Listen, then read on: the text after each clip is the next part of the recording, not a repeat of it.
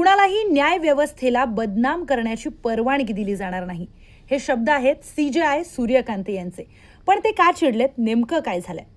8वीच्या social सायन्सच्या पुस्तकामध्ये न्यायपालिकेतील भ्रष्टाचार यावर भाष्य करण्यात आलंय आणि यावरूनच CJI सूर्यकांत हे चिडलेले आहेत आणि त्यांनी हे भाष्य केलं.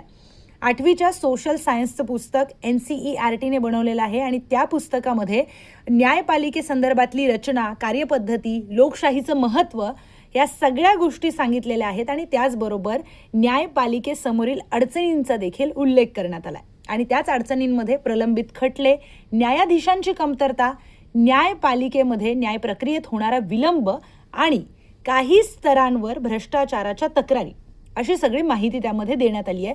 आणि याच मुद्द्यावरून आता सर्वोच्च न्यायालयामध्ये या संबंधित प्रश्न उपस्थित करण्यात आला आणि या मुद्द्यावर भाष्य करण्यात आलं. काही प्रश्न इथे उपस्थित होत आहेत. पहिला प्रश्न, शालेय अभ्यासक्रमामध्ये संस्थांबाबतच्या आव्हानांचा उल्लेख नेमकं कोणत्या पद्धतीने करायला हवा? अभ्यासक्रम ठरवण्यामध्ये शैक्षणिक संस्थांची स्वायत्तता किती आणि त्यावर न्यायालयीन परीक्षणाची मर्यादा काय असणार आहे?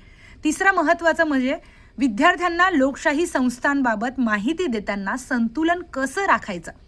सध्या या प्रकरणाची सुनावणी होण्याची शक्यता आहे. त्या सुनावणीमध्ये पुस्तकातील मजकुराचा संदर्भ असेल, भाषाशैली असेल आणि उद्देश या सगळ्या बाबींचा विचार केला जाऊ शकतो.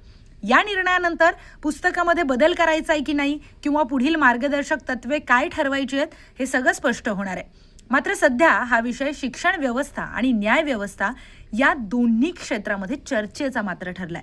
आपल्याला या संदर्भात काय वाटतं? आपलं मत कमेंटमध्ये सांगा. जय महाराष्ट्र.